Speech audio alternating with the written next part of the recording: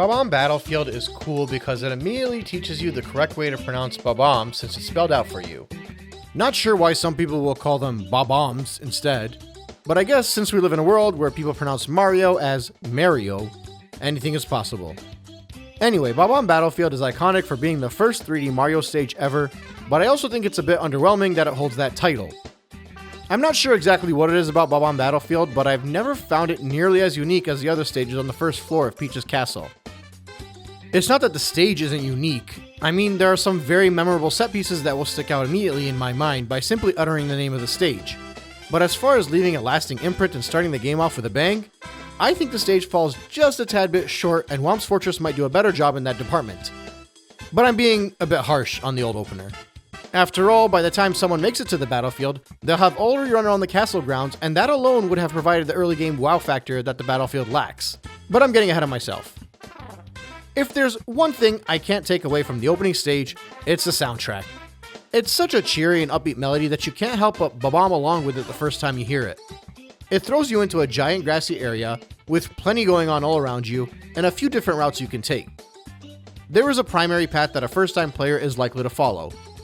And although these maps aren't linear, many stars in this game create a linear route that somewhat makes the game feel like it has a linear objective in the same manner of Mario 3D World. I probably don't need to discuss the technical limitations too much, but the logic is since they couldn't create 100 stages, instead you'd have 15 stages with 7 missions. Each of those missions would effectively serve as a single stage. There's the obvious downside here in that you'll have to spend a lot of time getting kicked out of the stage and restarting every time you finish one of those missions and grab a star. And that seems to irk people quite a bit. It might even frustrate me on occasion. But on a first time playthrough, I really don't think it's that obnoxious. If anything, I think letting you restart the stage is good because you can reorient yourself since you haven't memorized the map yet. And B, again from a first time perspective, I don't really think there are that many moments where you'll save a ton of time by not being thrown back out into the hub world since you don't know off the top of your head where the next star is. It helps to restart the mission because you can get the name of the star objective, which is effectively the only hint available.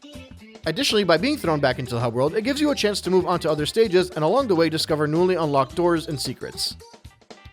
Now obviously, there are more effective ways these benefits can be implemented.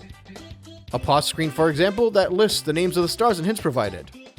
You could even save up some time by simply being thrown back to the start of the stage instead of the hub world, or even simply being asked if you'd like to be sent back to the hub world.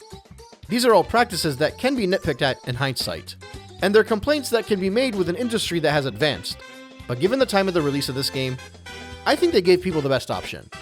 If players weren't sent back to the hub world, I don't think they ever would have realized they could enter new stages without getting all 7 stars in Bob-omb Battlefield unless there was a tutorial. But again, part of the brilliance of this title, and really the brilliance of Nintendo in general and good game design as a whole, is the ability to convince a player they're playing a game while they're being taught, rather than teaching them outright via a tutorial. And I think the fact that players are sent back to the hub world is just another example of that. You can argue it's outdated now. I wouldn't agree, but you can argue it. But the argument I won't take is that they designed it this way strictly for the sake of padding. Because like I just explained, on a first time playthrough, minus the smallest of handfuls of stars, the time spent having to go back to the start of the stage is almost negligible when you consider the amount of time a player will spend reorienting themselves in the stage to find a star they haven't got an idea of where to look for. These stars are, for the most part, meant to be found along a specific route. And as I go through these stages in this retrospective, I'll keep a tally of the amount of stars and stages that are actually considerably worse because you have to start the stage over from the start. For now, we'll go back to Bob-omb Battlefield. Your first star is Big Bob-omb on the summit. As soon as you start the stage, you'll notice a mountain out in the distance and a dirt path you're meant to follow. You can veer off the path if you'd like, and that will allow you to interact with different parts of the environment to collect coins or defeat enemies, but as long as you return to the main path, you'll effectively get to see the whole map. You'll pass through the open field, sprint past the chain chomp, jump over the battleground, and make it to the mountain. You might even fall off the bridge and discover a 1-up and a switch that'll open the door and take you back to the beginning of the stage, which can serve as a shortcut depending on the mission you're on. You might even notice the floating platforms that can serve as an elevator that will allow you a different route to take. You'll get to experiment with these various set pieces because at this point in time, you're still learning the stage, learning the game. There are no bottomless pits here. It's all about experimentation and understanding the laws of this title. When you make it to the foot of the mountain, you'll be given your task of climbing the summit and dodging the cannonballs. If you're not careful, you could very well be dropped all the way back down and have to start the trek all over. I've always thought this was a neat first star to collect because climbing this mountain in many ways felt like the evolution of the original Donkey Kong arcade title. You're working your way up while dodging giant rolling obstacles, but this time, you're in 3D. This truly was the wildest generational evolution. Anyway, along the path you might be jumping into these little alcoves to dodge the cannonballs, and you might accidentally discover a shortcut. Again, the game is teaching you about these kinds of shortcuts because it knows you, as a player, would logically want to dodge the oncoming cannonball. So now, along with the many other things we've learned by simply running through this path, we also know that these strange shortcuts are a thing as we go forward through the map.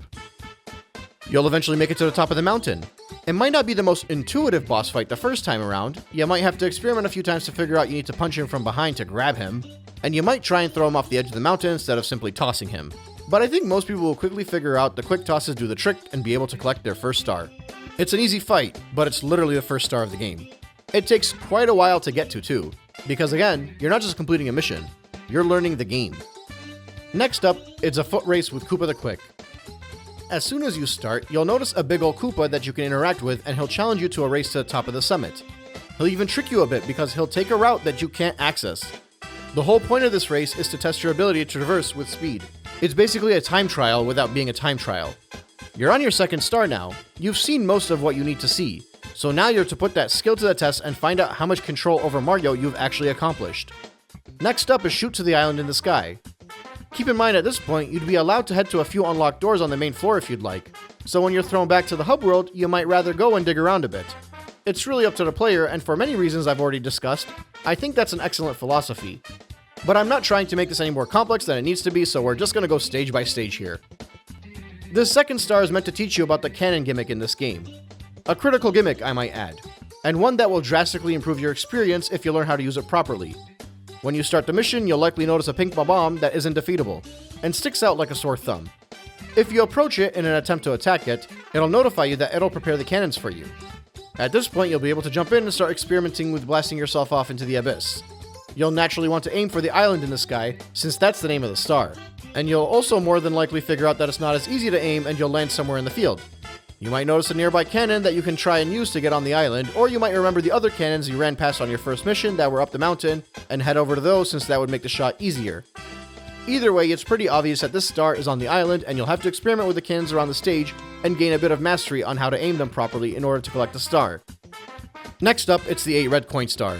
If you're not the type of player to intentionally go out of your way to explore, the red coin star is the mission that will make you learn everything you can about the stage whether you like it or not. And it might even be the first star a newcomer will decide they need to use a strategy guide for. By the time you get to this mission, you'll likely have noticed at least a few red coins around the stage. The first one is on a floating platform that you'll have to master Mario's different jumps to get on. The one behind the chain chomp you'll have to be quick to nab without getting hurt. One in the island in the sky. One in the field. 2 next to the stumps. And 1 next to the one up by a shortcut switch. These are, for the most part, areas you have explored already or can fairly easily discover as you go on your search throughout the battlefield. The one that would usually give the most trouble is hidden on top of this slope here that you might have accidentally spotted earlier if you fell off the mountain. But aside from that, it's an easy one to miss and really the primary challenge of the red coin star. Still, it's in a decent enough location to discover, and like I said, the red coin star in this stage does a good job really allowing a player to learn all there is about it. Star number 5 is a bit unique in that you're not supposed to get it prior to unlocking the wing cap, which, as many of you already know, is unlocked at 10 stars when you're standing in the middle of the castle's lobby and look up into the shining light and enter the secret area to pounce on the switch. However, as you can see here, it is achievable without getting the red cap. But realistically, by the time a player is returning to Bob-omb Battlefield to collect the star, they have a bit more mastery of the game and Mario's control. They know for the most part how to flip, cartwheel, long jump, crawl, and whatnot. They hopefully are a bit better at using the cannon too. Again, the hope is that when you enter the stage, you'll remember the locations of the red boxes from before that were originally invisible. Those boxes will grant you wings that you'll likely have to experiment with a bit to learn to control. You'll also hopefully already know to use one from inside the cannon, but if not, the star is titled Mario Wings to the Sky, so you'll most likely be drawn towards the island in the sky again, where you'll notice a trail of coins, a wing cap box, and a cannon all next to each other. You might even have noticed it before unlocking the red cap and tried to collect those coins with a cannon and notice a strange tune and counter pop up indicating you collected a unique coin. Whether you discovered it organically, or again relied on a strategy guide or help from a friend or Google, you'll have to use said cannon to blast off and collect the center coin in the trails of the rings. This will once again be good practice for mastery of the cannons, which will come in handy later in this game. as well as mastery of the flying wing cap, which again will come in handy as you progress. Finally, the last star is behind Chain Chomp's Gate. A curious player might have already collected the star without knowing what it was called, since this game doesn't require you unlock the mission or even select the objective to collect a star. Whether you're grabbing the star earlier in the playthrough or later on, you'll have to learn that ground pounding these stumps will flatten them. There are 4 in the stage in an open area, and once you figure out how you can actually lower them via the ground pound, you'll start using the ground pound in other critical moments as the game goes on, like in the basement when you drain the water around the castle, for example.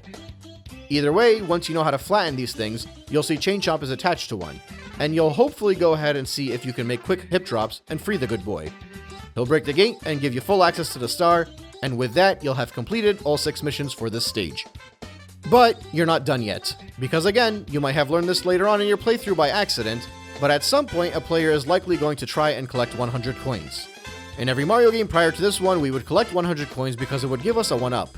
So a curious player will naturally be inclined to collect 100 coins, even if it's just to see what happens when they do. Killing enemies will give you coins. Red coins are worth 2 coins. Blue coins are worth 5 coins. All of this adds up to 100 coin stars spread out evenly throughout the game. Depending on how efficient you are, good players will start stacking the red coin star with a 100 coin star since they're collecting those 8 anyway, so it'll save a bit of time. I'm a big fan of the 100 coin stars in general because I think they're the ultimate test of mastery for this game. It's like the greatest collectathon test of a collectathon. The star in this stage is not the easiest, but out of the 15 stages in the game, there are at least 10 or 11 more frustrating than this one when it comes to the coin collecting. Really, the most obnoxious parts are the screwing up while climbing the mountain and falling down and having to climb up again. But the worst offender are the 45 coins in the sky that you would have to use a cannon to blast into to collect from Mario Wings to the Sky. It really makes you work for it, despite the fact that enemies and coins are often clustered together, so it's not like you're actually looking for 100 unique items in unique locations as a result. That being said, the worst thing is if you save the coins in the sky for last, the star spawns in the location of last coin you collected. So if you have to blast off to grab the star in the sky, it'll just create an extra annoying obstacle for you. Also, since you're collecting the coins in the sky and the red coins, you might accidentally summon those stars, and if you run into them by accident, then you'd have to start the whole collecting thing all over again, and that could really drive you mad, especially in some of the more complex stages, because losing a life or grabbing a star will exit you from the stage and require you to start the collection over. The neat thing is, the 100 coin collecting star doesn't send you back to the hub world. I think that's obviously because whenever you do discover the 100 coin star, you might already be working towards a different star, so they didn't want to send players back to the hub world as a punishing reward for their mastery of collecting. This way, as you advance through the game, if at any point in time you find yourself with a decent amount of coins, you can just decide to halt your objective and grab the 100 coin star prior to collecting whatever star it is you're trying to grab. See, if they really wanted to pad the game out, they'd have intentionally sent you back to the hub world with a 100 coin star too. Or heck, they probably would have explicitly made the 100 coin stars one of the missions of the stage to pad it out even more. I genuinely don't think there was an intention or even a need to pad this game out. I think the first time player would naturally gain no advantage from staying in the stage, and that's why they sent you back to the hub world. Again, strictly speaking about the average player, not the rest of us that have hundreds of hours in this game. When you finish beating Bob-omb, none of the stars are really in an optimal position for you to head towards in a more advantageous route. True to the Island in the Sky has the pink Bob-omb right at the start of the stage, so it's better for a player to be placed there. Likewise with Foot Race with Koopa the Quick.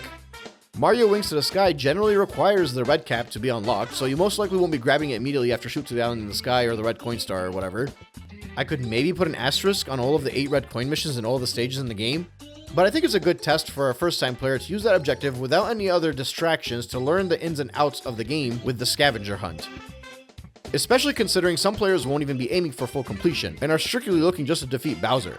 And in those players' cases, the red coin star will be the ultimate scavenger hunt, not the 100 coin star. So I think making that its own standalone objective is valuable and should let players start the stage off from the start point so they can explore with their 8 targets in mind and nothing else. The only star I could argue would make that big of a difference for this stage would be Chain Chomp's Gate. You should be able to just grab that as soon as you figure out the stump and not have to be sent back to the hub world. I'd still argue that it's close enough to the start of the stage where it's hardly a nuance and doesn't really matter all that much, but I'll be generous and concede this 1 star for you all so that I'm not applying even more bias than I'm clearly incapable of separating myself from. But yeah, that basically wraps up Bob-omb Battlefield. Like I said, I don't think it aesthetically provides enough of a wow factor to hold the title of first 3D Mario stage, but I think it does an excellent job introducing players to so many different mechanics. I didn't even mention the heart regenerator for your health, or the fall damage you'll likely encounter, or how you'll have to learn to slow walk or crawl across a tiny bridge. There are many elements learned here in a relatively low-risk environment that will be applied later on in the game, and I think Bob-omb Battlefield alone should be praised as not only an iconic stage due to its legacy, but there should be lessons learned from what this stage taught players about the fundamentals of the remainder of the game.